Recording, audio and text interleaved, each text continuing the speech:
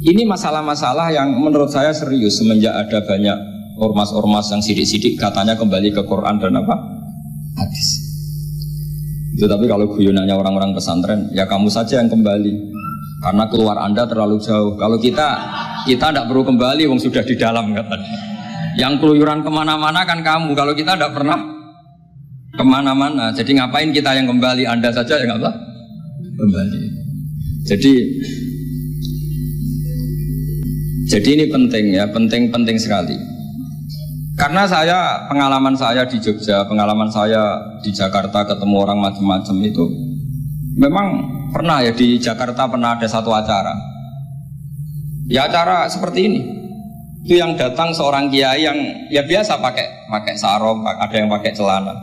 Itu pas mulai pegang mic ada separuh hadirin keluar. Alasannya gampang. Belum enggak pakai sunah rasul. Karena kiainya enggak cingkrang. Itu sudah keluar separuh. Ketika saya ditanya, Bapak kenapa Anda masih mendengarkan mereka? Mereka tidak ngikuti sunnah Rasul, mereka tidak cingkrang. Kata saya gini, Rasulullah itu hafal Quran. Dan saya kebetulan saya hafal, jadi saya sudah ngikuti sunnah Rasul. Jadi kalau Anda ingin sunnah Rasul kayak saya harus hafal Quran. Kalau motong celana itu gampang kata saya. Kalau motong celana itu gampang kata. Itu kan murah sekali dan mudah. Itu mikir dia, ternyata mereka bilang sunnah Rasul itu hanya jenggot, cingkrang, wayoh bila ada tambahnya itu. Itu Sayyidina Umar itu berkali-kali punya pendapat. Karena beliau itu sering solid, sering akurat, sampai penggemar beliau mengintikan hadza mar'a Allah wa ra'a Umar. Hadza mar'a Allah wa ra'a Umar. Ini pendapat Allah dan pendapat Umar. Sampai Sayyidina Umar marah besar, la taqulu hadza hukmu wa hukmu Umar, walakin qulu hadza hukmu Umar. In kana shawaban fa min Allah wa in kana khata'an fa min Umar. Kamu jangan mengatakan kalau ini pendapat Allah, tapi katakan pendapat Umar. Jadi kalau benar ya min Allah, kalau salah dari apa? Umar. Tapi sekarang banyak beberapa organisasi ekstrim yang semuanya itu di atas namakan Allah. Mungkin Gus Zofur lebih tahu, lebih ngalami. Orang itu kalau benci seseorang yang kelas nasional, wah itu sudah dihujat, dimaki-maki. Kita yang menemani mereka itu juga dihujat. Wong fasik, wong keliru kok dikancani gitu. Karena pikiran fikihnya adalah kita harus tafrik bainal haqqi wa bainal batil. Harus jelas ada demarkasi mana hak, mana apa? Batil. Itu fikih yang sementara kita pelajari, sehingga mungkin orang enggak apa ya istilahnya akan menyalahkan lah saat kita bertemanan dengan orang yang macam-macam di Jakarta, apalagi orang liberal macam-macam.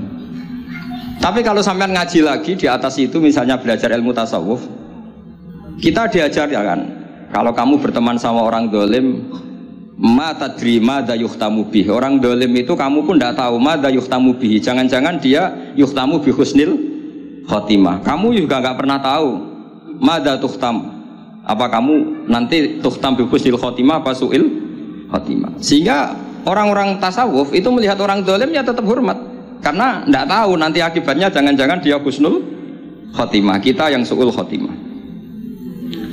Ini penting bagi anak-anak Anwar 3, murid-murid Gus Zofur, sehingga orang-orang alim itu harus kamu beri ruang, meskipun secara zahir berteman orang-orang yang macam-macam. Karena itu ada ilmunya.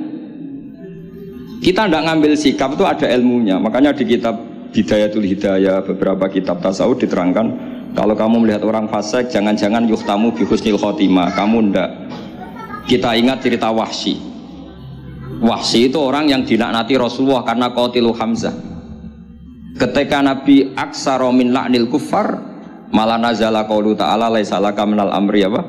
Syai'un aw yatuba alaihi. Dalam surat Ahzab ketika Allah mensifati orang munafik, itu masih ada kata wa yu'adzibal munafiqina insya'a, masih ada kata au yatuba alaihi. Kemungkinan orang munafik adalah Allah menyiksa mereka insya'a atau memberi tobat. Sehingga banyak ulama, terutama guru kita Syekhina Kiai Maimun Zubair, itu berteman orang macam-macam nggak masalah. Dan kadang-kadang banyak menimbulkan kekecewaan. Ini nanti nggak ada tafrik bainal haqqi wa bainal batil. Nah, saya akan menjelaskan di sini bahwa itu ada ilmunya.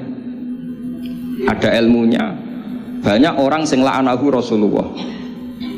Bahkan da'a alaihi Rasulullah kayak Wahsy, kayak Khalid bin Walid. Kaifa yuflifu qaumun fa'alu bi'aihim hakadha.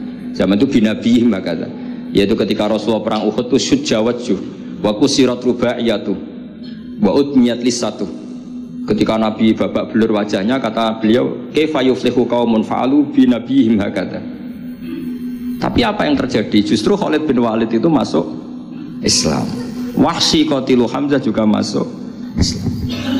Sehingga saya meskipun punya sikap, tentu saya sebagai orang punya pilihan gaya hidup. Mungkin saya nggak akrab lah kalau sama misalnya Mas Nusron itu. Tapi kalau Gus Zofur akrab. Tapi saya menghormati, itu pasti ada ilmunya. Saya jaga jarak ya ada ilmunya. Gus Zofur berteman juga ada ilmunya. Nah, ini yang saya harapkan dari Anwar 3. Mohon ilmu ini diperkuat, karena basis terkuat peradaban adalah ilmu. Ilmu menyediakan segalanya. Saya masih ingat Gus Mek Peloso itu akrab sama bapak saya, karena beliau senang semaan. Kebetulan pendiri semaan Jantiko itu bapak sama Gus Mek. Jamiyah anti koler itu awalnya. Selama-lama diganti Mantap, terus di era putra-putranya diganti Tigrul Ghafilin. Itu kalau jagungan sama bapak itu, beliau bilang intinya begini. Iya, nahi mungkar, kenal era gelem kok nahi mungkar. Oleh proses piye, oleh tarbiyah piye kenal era gelem.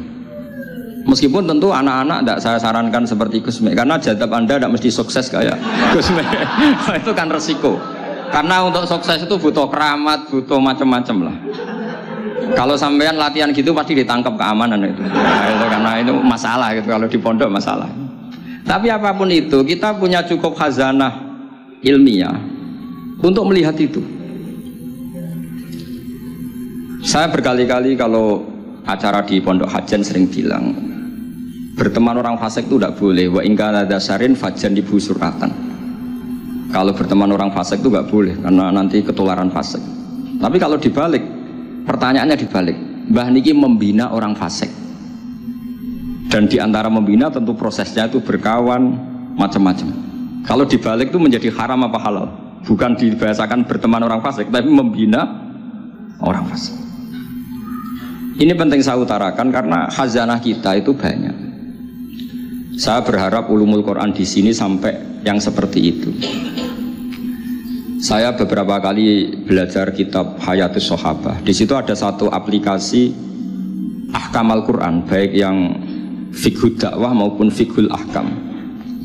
Saya di situ yang paling saya kenang adalah cerita-cerita misalnya termasuk yang dikutip Habib Zain bin Sumit dalam kitab Al-Manhajus Sawi. Suatu saat ada ustadz itu, saking semangatnya nahi mungkar karena si Harun Rasyid sering salah, didatangin. Kata si ustadz tadi, inni nasihun lak famusyaddidun alaika fala tajidanna fi nafsika aliyya syai'an. Saya akan memberi nasihat Anda, tapi saya agak ekstrim, agak keras. Mohon kamu jangan tersinggung, Anda jangan tersinggung. Anda ya Amirul Mukminin jangan tersinggung. Tapi apa kata Amirul Mukminin Harun Ar-Rasyid? Uskut ya jahil, kamu ustadz bodoh kata. Terus fa inna Allaha ta'ala qad arsala man huwa khairun minka ila man huwa syarrun minni. Ini saya terpaksa bahasa Arab karena tadi takut kalah sama Abu Jahal tadi. Jadi ini mohon sekali, ini kompetisi. Jadi kalau Abu Jahal saja bisa bahasa Arab, masa saya kiai tidak bisa bahasa Arab. Jadi saya tadi itu ya kan di Abu Jahal saja bisa bahasa Arab, fasih lagi tadi.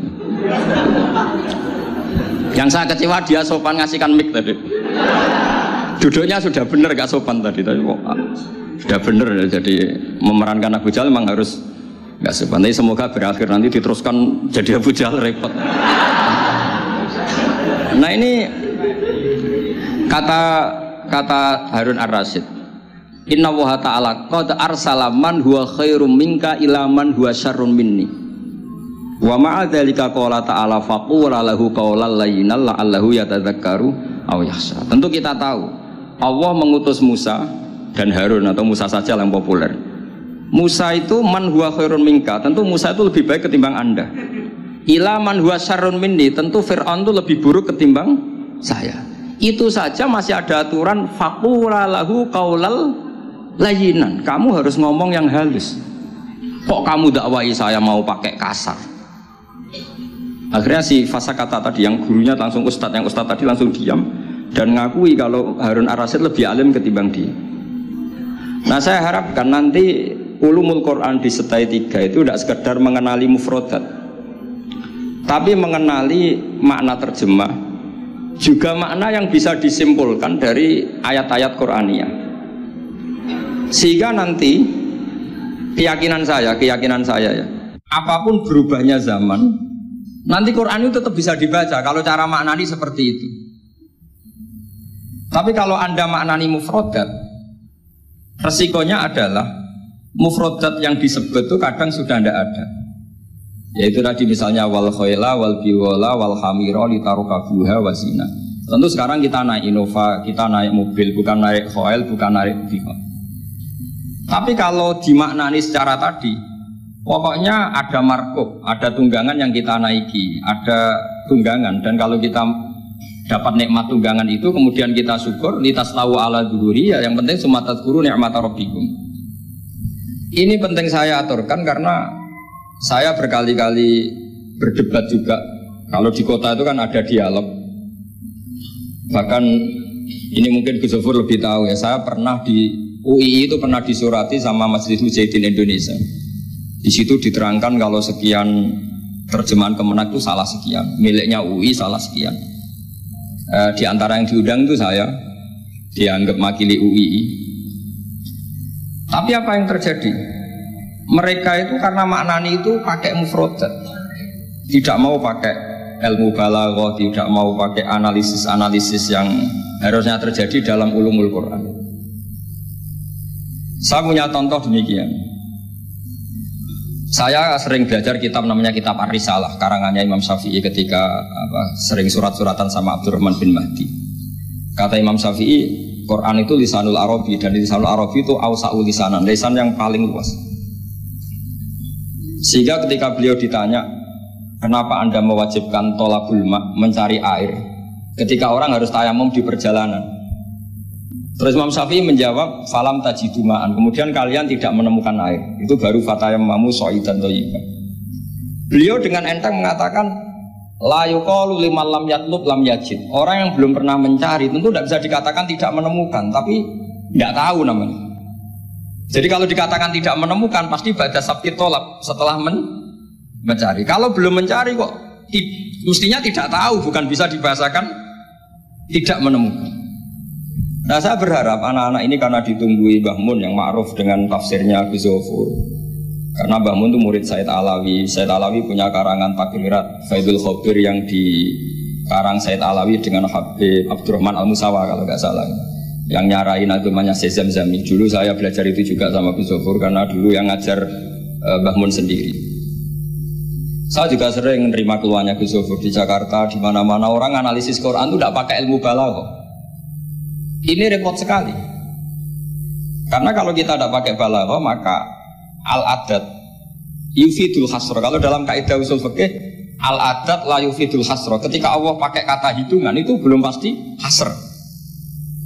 Jadi taruh saja misalnya begini, ini yang kisah nyata dalam hadis sahih. Ketika Rasulullah itu memintakan maaf sama orang munafik, terus kata Allah mengingatkan intastaghfir lahum sab'ina marratan fala yaghfirullahu lahum. Kata Nabi, jika 70 tidak bisa dimaafkan, wa sa'azidu ala sab'in. Ya sudah, saya tambahi lebih dari 70. Ternyata sama Allah didhawuhi, maksudnya tidak gitu. Kamu mintakan ampun untuk orang munafik maupun tidak, sama-sama tidak saya ampuni. Sehingga terus ada kaidah al-adat la yufidul hasr. Ini penting dalam ulumul hadis atau ulum usul fikih. Karena kalau nuruti adat, Nabi sering dawuh misalnya man sholal bardan dakhalal jannah. Orang yang sholat pada waktu dua dingin yaitu subuh dan asar dakhalal. Terus kamu mau tidak sholat zuhur misalnya, dan sebagainya dan sebagainya. Nabi sering menyebut kebenaran, misalnya kebaikan adalah ini. Terus kamu tidak akan melakukan kebaikan yang lain, tentu tidak mungkin. Ini masalah-masalah yang menurut saya serius semenjak ada banyak ormas-ormas yang sidik-sidik katanya kembali ke Quran dan apa? Hadis. Itu tapi kalau guyonannya orang-orang pesantren, ya kamu saja yang kembali. Karena keluar Anda terlalu jauh. Kalau kita tidak perlu kembali, wong sudah di dalam katanya. Yang keluyuran kemana-mana kan kamu. Kalau kita tidak pernah kemana-mana, jadi ngapain kita yang kembali? Anda saja yang apa? Kembali. Jadi ini penting ya, penting sekali. Karena pengalaman saya di Jogja, pengalaman saya di Jakarta ketemu orang macam-macam itu, memang pernah ya di Jakarta pernah ada satu acara. Ya acara seperti ini. Itu yang datang seorang kiai yang ya biasa pakai sarung, ada yang pakai celana. Itu pas mulai pegang mic ada separuh hadirin keluar. Alasannya gampang. Belum enggak pakai sunnah Rasul. Karena kiainya enggak cingkrang. Itu sudah keluar separuh. Ketika saya ditanya, Bapak kenapa Anda masih mendengarkan mereka? Mereka tidak mengikuti sunnah Rasul, mereka tidak cingkrang. Kata saya gini, Rasulullah itu hafal Quran. Dan saya kebetulan saya hafal, jadi saya sudah mengikuti sunnah Rasul. Jadi kalau Anda ingin sunnah Rasul kayak saya harus hafal Quran. Kalau motong celana itu gampang kata saya.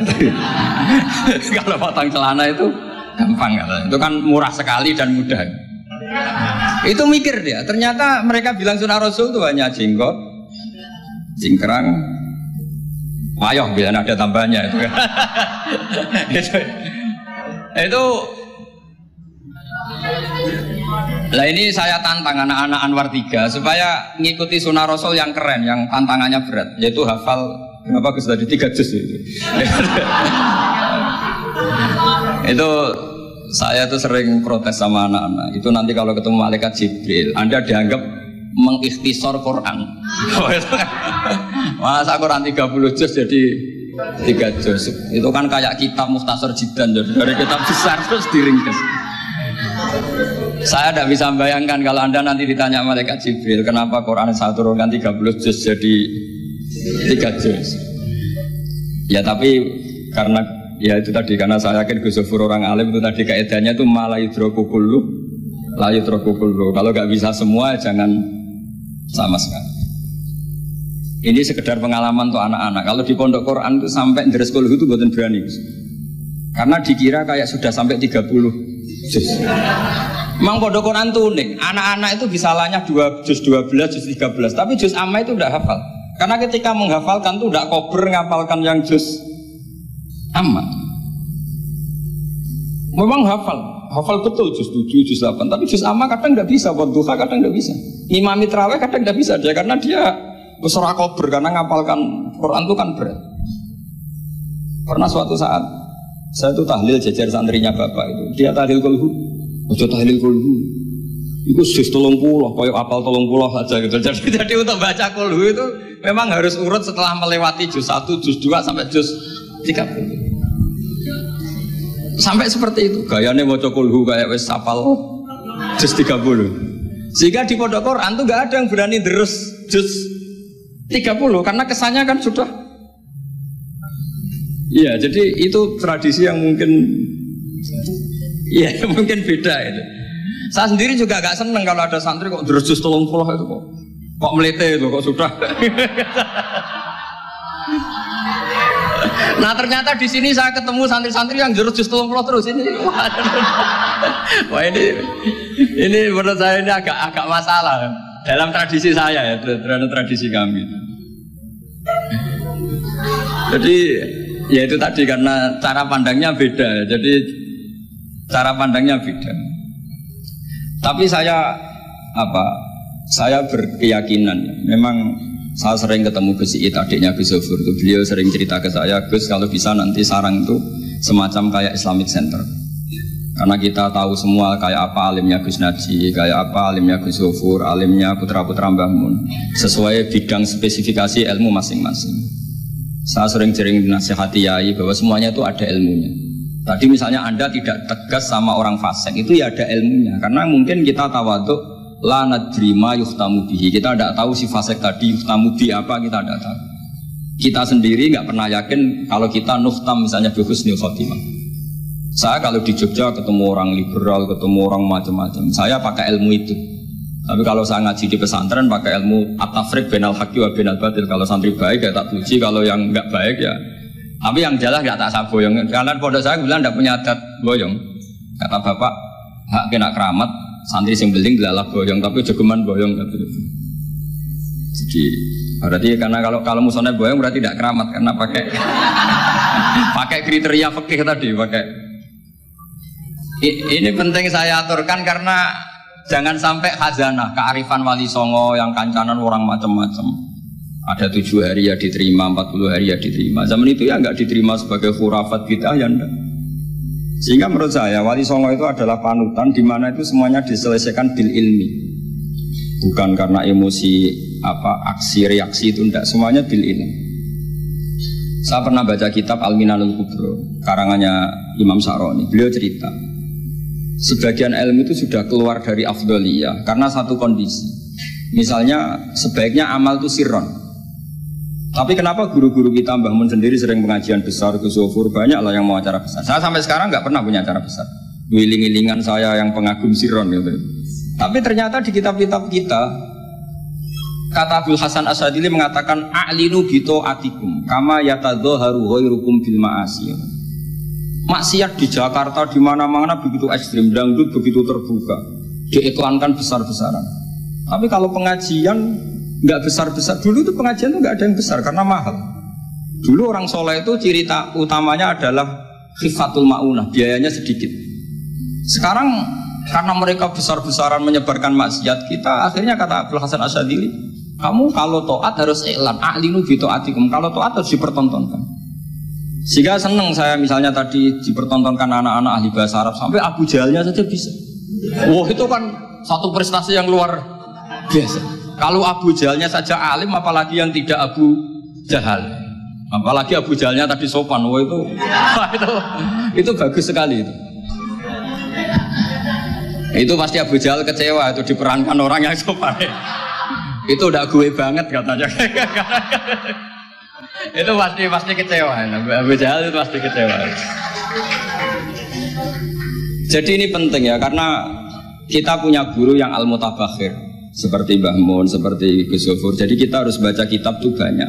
Oke, ada haram yang kita tegas, ada halal yang kita tegas. Misal al-halalu bayyinun wal haramu bayyinun. Tapi selalu ada masalah yang wa bainahuma umurun mustabihatun. Ada sesuatu yang memang dari awalnya nggak jelas. Kalau sesuatu itu nggak jelas, kita harus bersikap nggak jelas. Jangan sesuatunya nggak jelas, kita sikapnya jelas. Ini penting kolaborakan karena sekarang tuh orang banyak yang ekstrim dengan dalih ilmu. Kadang dengan dalih qala Allahu ta'ala, qala Rasulullah. Itu pesannya Sayyidina Umar. Kalau bisa jangan, karena makna yang tasreh, makna yang eksplisit, makna yang sorry seperti itu, jangan-jangan subjektivitas Anda. Seperti tadi si Ustadz tadi, ketika dia tegas, dia seakan-akan bawa mandat Tuhan. Kalau saya harus kulil haqqa walau kana murron misalnya seperti itu.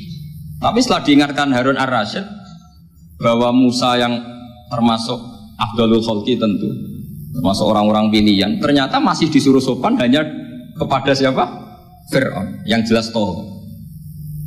Ini pelajaran bagi kita, makanya saya ketika datang di acara Mbak Najwa itu, mungkin yang saya agak beda. Itu kalau Pak Quraisy Shihab, kata Mbak Najwa itu kan kalau cerita nulis buku katanya kami, karena takut kalau bilang saya tidak mewakili guru-gurunya, tidak mewakili ulama-ulama dulu. Tapi kalau anak-anak Anwar 3 tidak harus seperti itu, boleh tidak apa-apa kata saya. Ya gani nak salah itu, sing salah sampai antok itu. Itu kalau musonep ngarang kitab bilang kami, itu Gus Sofur ke bawah nanti. Jadi saya itu dalam konteks itu tidak sependapat saya. Karena resikonya tinggi sekali itu. Misalnya ngarang bahasa Arab bilang kami jebule tadi yadun anta saro-saro ala rosi anak itu kan, itu fatal sekali. Terus ini yang terakhir, karena saya tabarruk sama para sahabat. Ketika tahun kedua, tadi Gus Sofur menyinggung perang Badar. Ketika tahun kedua itu baru kedua dari Hijriyah, itu para sahabat itu sudah banyak yang hafal Quran dan paham, padahal baru tahun kedua. Yaitu yang bawa itu Mus'ab bin Umar. Itu ketika Rasulullah mau perang Badar dan istasyar, meminta musyawarah sama orang-orang Ansor, istasyarul Ansor. Karena orang Ansor itu hanya punya kompensasi, jika engkau ya Rasulullah ke Madinah, Yasrib dulu, maka kita akan melindungi engkau sebagaimana kita melindungi nisa'ana wa abna'ana. Tapi masalahnya perang Badar itu Rasulullah harus keluar dari Madinah. Rasulullah sehingga khawatir jangan-jangan orang Ansor tidak berkomitmen dengan perjanjian itu, karena itu di luar apa? Perjanjian, karena sudah keluar dari Madinah. Ketika istasyarul Ansor, apa kata itu? Miqdad bin Aswad, ada yang nulis Miqdad bin Amr, karena bapaknya namanya Amr, cuma dia masyhur disebut Miqdad bin Aswad. Ada rawi yang mengatakan itu Sa'd bin Mu'ad, tapi yang jelas itu Miqdad bin Aswad. Ini ingat ya, tahun kedua dari Hijriyah. Apa kata Miqdad? La naqulu laka kama qalat Banu Israil fadhhab anta wa rabbuka faqatila inna hauna qa'idun walakin idhhab anta wa rabbuka faqatila inna ma'akuma muqatilun. Ya Rasulullah, kamu jangan khawatir kalau kita ini pecundang kayak orang Bani Israel. Orang Bani Israel itu kurang ajar sekali. Mereka yakin kalau Musa itu orang hebat, dan tentu Allah adalah zat yang super, ala kulli syai'in qadir. Kalau Allah itu superior, kemudian kamu kenapa susah-susah ngajak kita?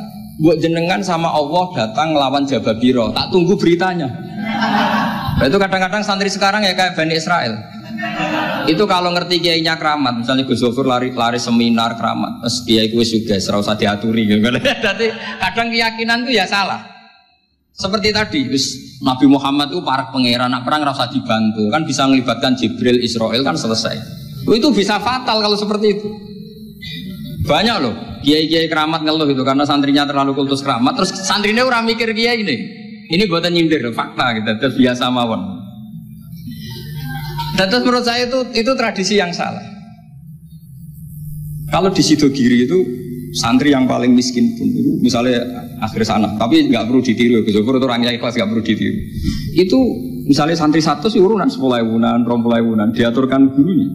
Karena adat Madura itu panen jagung ya gurunya punya hak, panen apa saja ya gurunya. Itu tidak nunggu kaya. Kalau adat sana kan tidak nunggu jadi alumni, jadi kaya baru ingat kiainya. Itu kalau tepahan kiainya sudah meninggal kan terus repot gitu.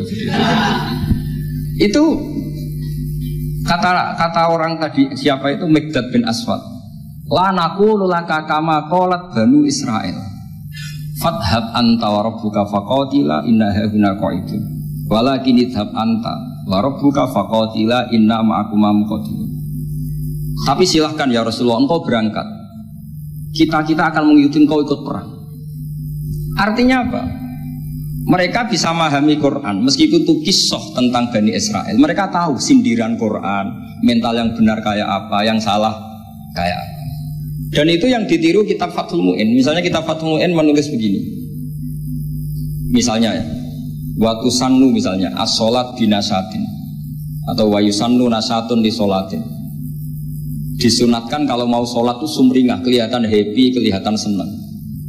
Wayusannu nasatun di sholatin, terus di penjelasannya sederhana, fa inna Allaha ta'ala dzamma li tarikihi wa qala wa idza qamu ila sholati qamu kusal. Kalau mau sholat itu harus kelihatan sumringah, happy, kelihatan senang, isyek bronto mau sholat, mau ketemu Allah, munajat. Karena Allah itu mengkritik orang yang meninggalkan nasyad, yaitu kalau mau sholat aras-arasan. Terus beliau menyitir wa idza qamu ila sholati qamu kusal. Sehingga ketika kita baca tentang orang munafik, bukan berarti terus orang munafik di sana, kita di sini. Seakan-akan kita terbebas dari sifat orang apa?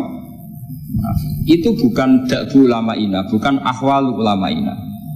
Ahwal ulama kita ketika baca Quran adalah otomatis kita memahami, dan memahaminya itu bisa mafhum yang luar biasa, kayak tadi, kayak yang saya ceritakan tadi Harun ar-Rasyid, kayak siapa tadi Miqdad bin Aswad, dan kayak tadi Fathul Mu'in misalnya. Sama dengan model-model karangan Imam Ghazali. Imam Ghazali kalau ngarang kitab itu sebenarnya sederhana.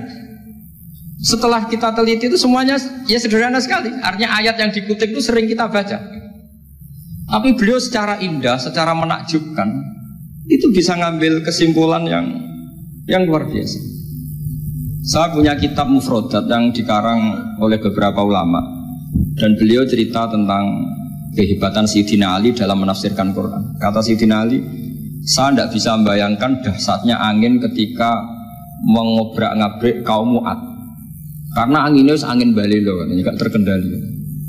Ya, karena Allah punya tradisi begini, kata Sayyidina Ali. Wa in min syai'in illa indana khazainuhu wa ma nunazziluhu illa biqadarin ma'lum. Segala sesuatu itu terukur dan saya turunkan juga dengan ukuran yang pas, biqadarin ma'lum. Tapi ketika Allah mensifati angin yang untuk kaum Ad disebut birikhin sorsorin atiyah. Atiyah maknanya balelo, pakai tak.